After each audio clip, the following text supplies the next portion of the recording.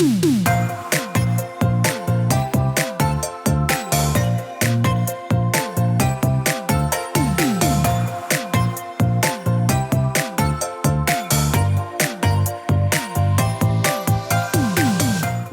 to the Plant-Based Podcast. Did you know that plants are truly amazing? Not only can you grow them and eat them, you can also wear them, drink them, nourish your skin with them, and so much more. Let Ellen and Michael inspire you to love plants as much as they do, as they chat with the movers and shakers in this wonderful plant-based world. So, let's dig in.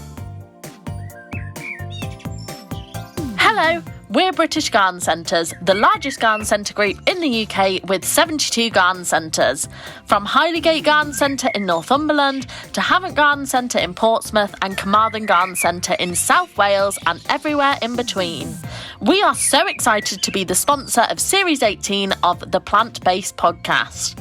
We are also celebrating our 35th birthday this year as British Garden Centres was launched in 1990 in Woodthorpe, Lincolnshire by two brothers, Charles and Robert Stubbs. They started by selling hedge cuttings outside their family home and have now recently opened their 72nd garden centre in Northampton. We aim to provide you with great plants and gardening products at affordable prices with a first-class service delivered by a passionate team.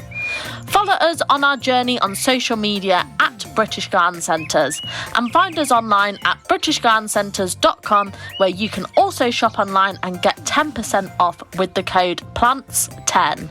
Let's keep Britain growing. Code expires on the 30th of June and gives 10% off everything excluding clearance and gift cards.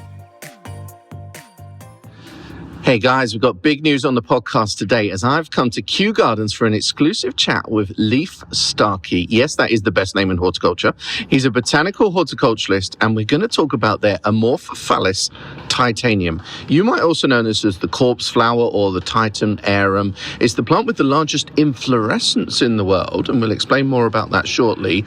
And it's a plant that I often quote as being the smelliest flower in the world because it actually has a putrid fragrance and heats up way above 30 degrees to get that fragrance. Now, at Kew, one of those plants has just bloomed, which we always know as a show-stopping event. It's now withering away, but still looks completely beautiful. But I wanted to visit to get the lowdown on this wonder of nature. So thank you so much for coming on the podcast today. Leif, how are you doing? Hi, Michael. Hi, thanks for having me. Yeah? Of course, yeah. No nice worries. to talk to you today. Yeah, tell us about your role here at Kew. How long have you been at Kew, first of all? So I've been here coming up to about 3 years now. I was a student for 2 years, where I learned all sort of aspects of horticulture and worked in many different placements around the gardens, in the Arboretum and in glass.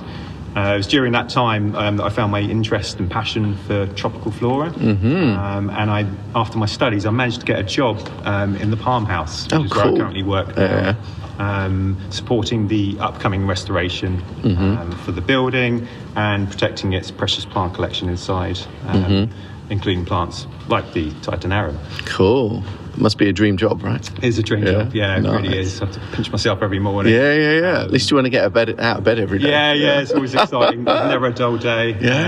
So it's always a joy to come in. So how long have you guys been growing the Amorphophallus? At Kew? Yeah. So they've been here since the 18th century. So 1889 was when it was first flowered outside of its native Sumatra. Wow.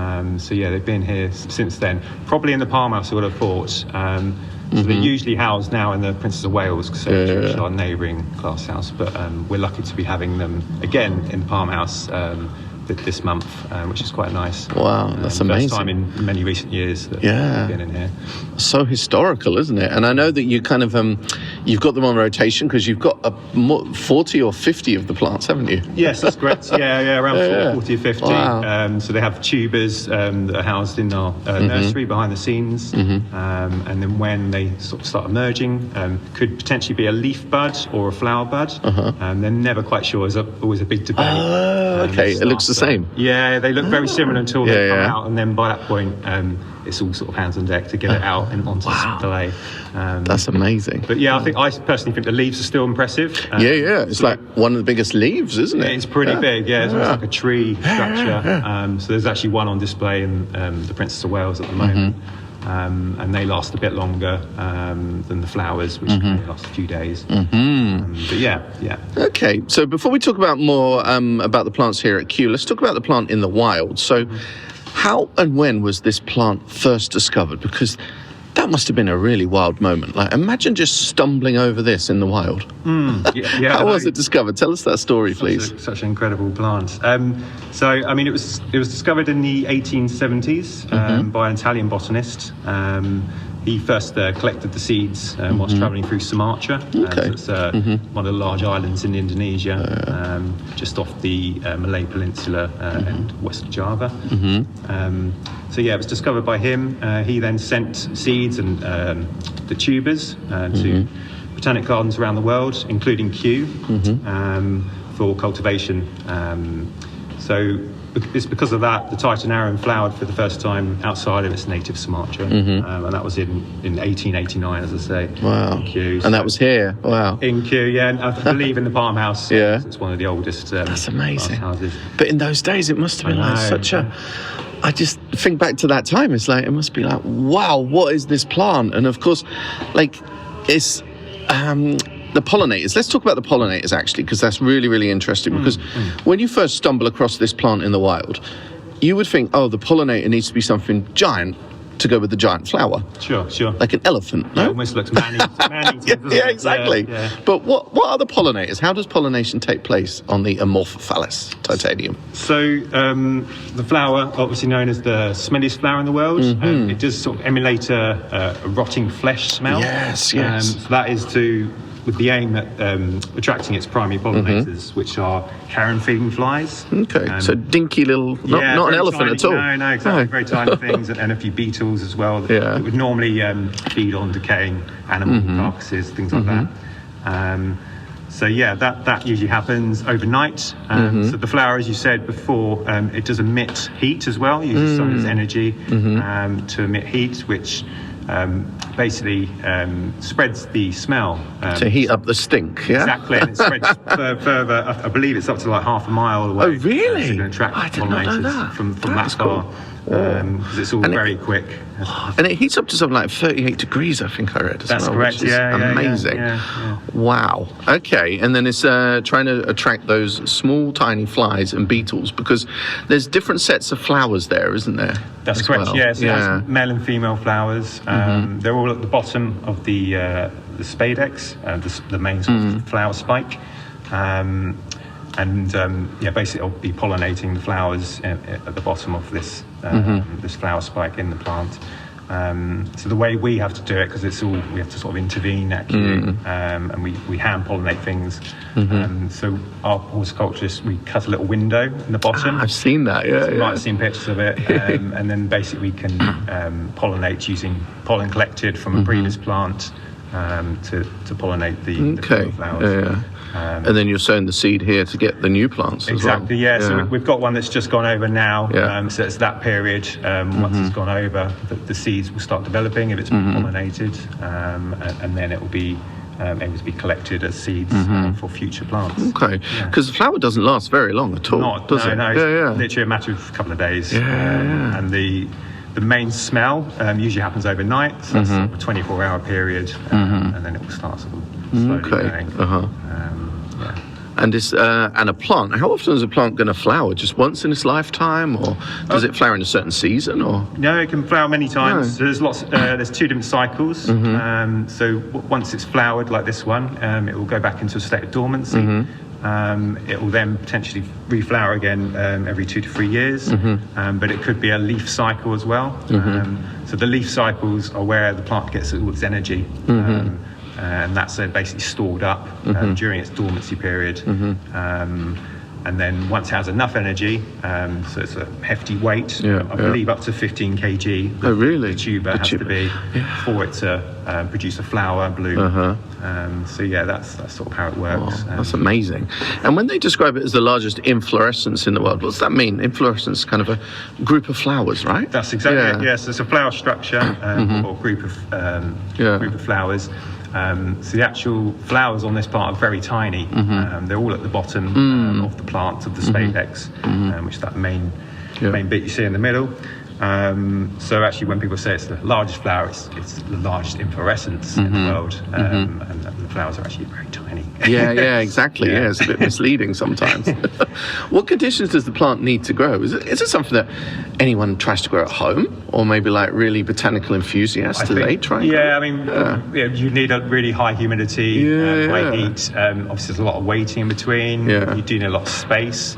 So a botanic garden like us, we have lots of nursery zones and many glass houses, so we can house it in those. So I think it'd be quite difficult to grow one at home. I don't personally know any that have. No, I've never heard of it either.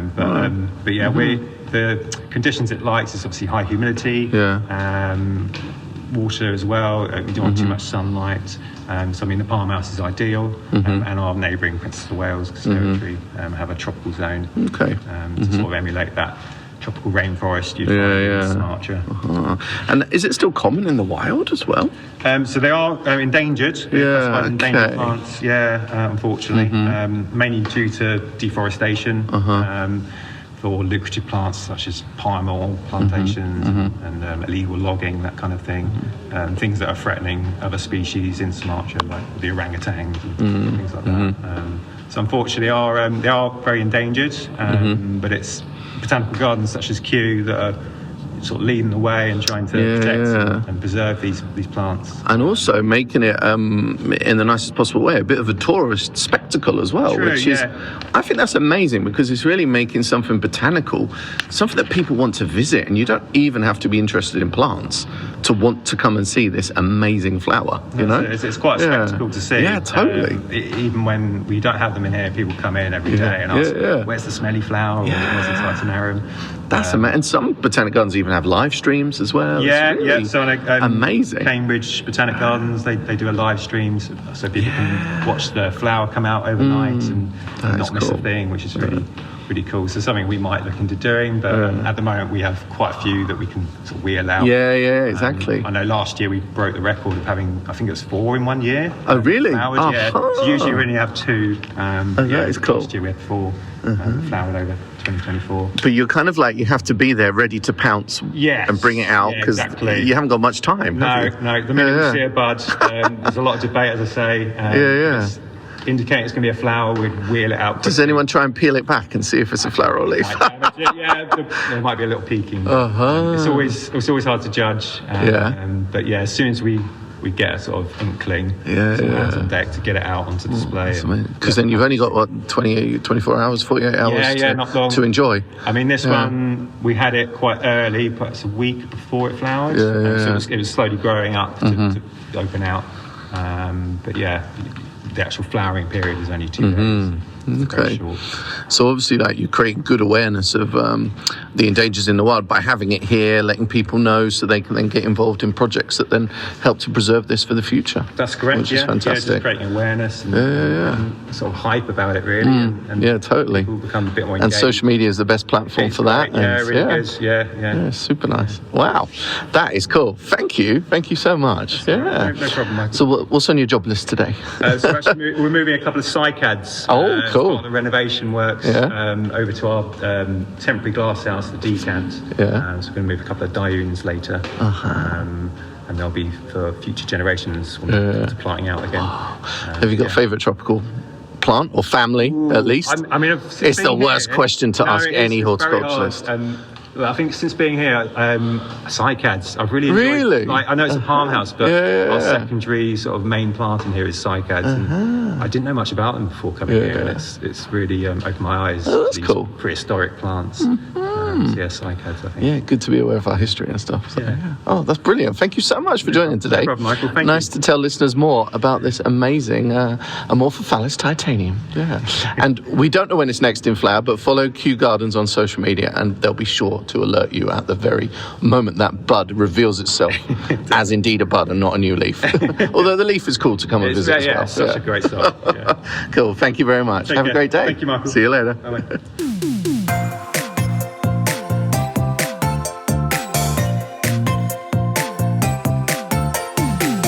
The music for the Plant-Based podcast is part of the song Grow by Mikey James, and our editor is Gareth Patch of Semi Echo.